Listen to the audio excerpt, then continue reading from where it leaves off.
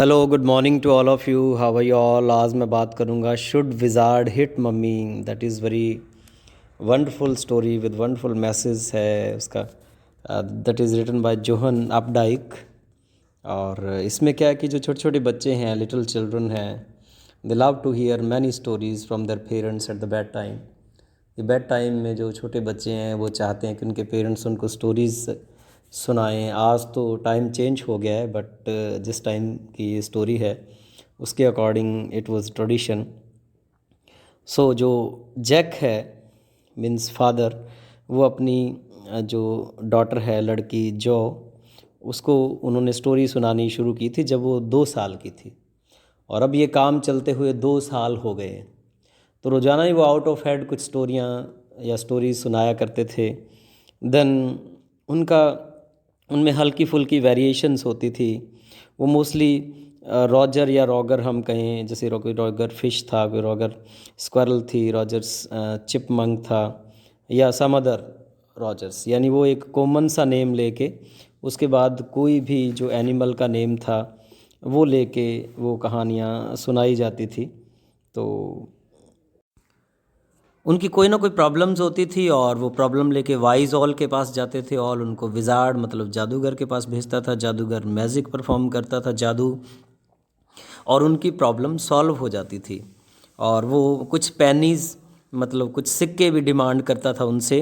और जब वो सिक्के उनको नहीं मिलते थे तो वो बताता था कि आप उस वेल के पास जाएंगे और क्या आपने करना वो बताया करता था उनको। और उसके बाद उनको सिक्के मिलते थे। They use to give that to the wizards, और वो विजार्ड को देते थे।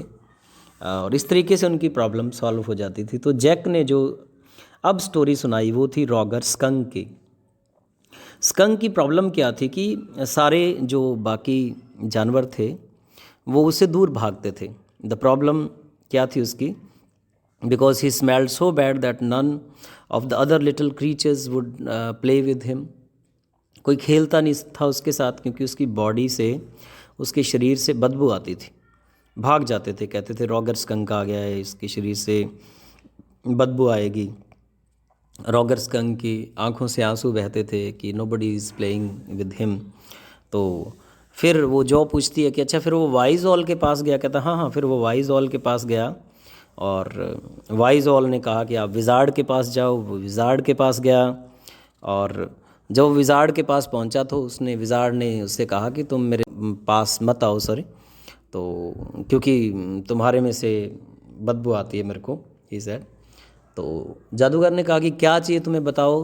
वो कहता कि मेरे में से आप क्या करें, रोजेज़ लाइक स्मेल मतलब लानी शुरू कर दें। तो उन्होंने अपनी मैजिक वैंड ली और घुमाया, अपना जादू चलाया कि आबरा का डाबरा हॉकस पू Roger skunk how do you do, और स्मेल लाइक रोजेज़ बिंगो। इस तरह से ये टेक्स्ट की लाइनें हैं जो उसने जादू किया ये सारी। तो उसमें रोजेज़ लाइक स्मेल आनी शुरू होगी। And he was all happy when he came back और एवरीबडी प्लेड विद हिम। हर एक कोई उसके साथ खेला, उसको बड़ी खुशी हुई। सारी क्रिएचर्स खुशी खुशी घर गए, वो भी शाम को घर गया।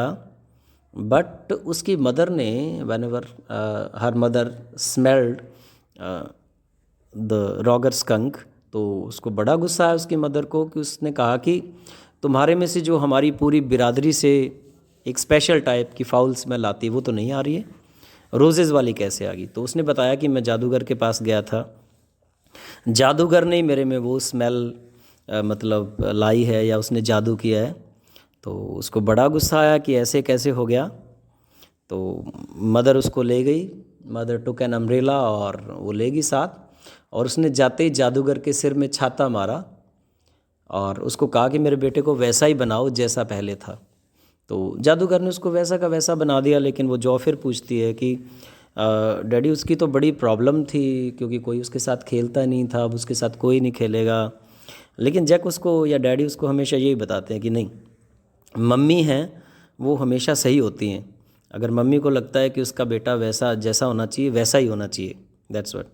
लेकिन जो कहती है कि नहीं ये तो बिल्कुल गलत बात है। अब वो छोटे बच्चे के साथ कोई खेलता नहीं, उसमें से फाउल स्मेल आती है। अगर उसने रोजेज़ लाइक स्मेल बना ली है तो अब मम्मी को गुस्सा आ रहा है, मम्मी ने उसको वापस वैसा बना दिया है। ये तो इनजस्टिस है। और शी सैड कि कल मेरे को आप ऐसी स्टोरी सुनाओ कि जादूगर ने भी बदले में मम्मी के सिर में छाता मारा या मम्मी को मारा, कि विजार्ड को भी जो है वो मम्मी को हिट करना चाहिए। यही इस स्टोरी का नाम है कि should wizard hit mummy, because ये मम्मी की गलती है, मम्मी को जादूगर को नहीं मारना चाहिए था। She said. लेकिन उसके फादर कहते कि नहीं, जो मम्मियाँ हैं वो सिर्फ प्यार करने के लिए होती हैं, मम्मियाँ प्यार बांटने के लिए होती हैं, वो वेल केयर करने के लिए होती हैं, वो पीटने के लिए नहीं होती हैं। बट शी सैड कि नहीं, ये अब मम्मी की गलती है तो मम्मी के सिर में भी छाता पड़ना चाहिए।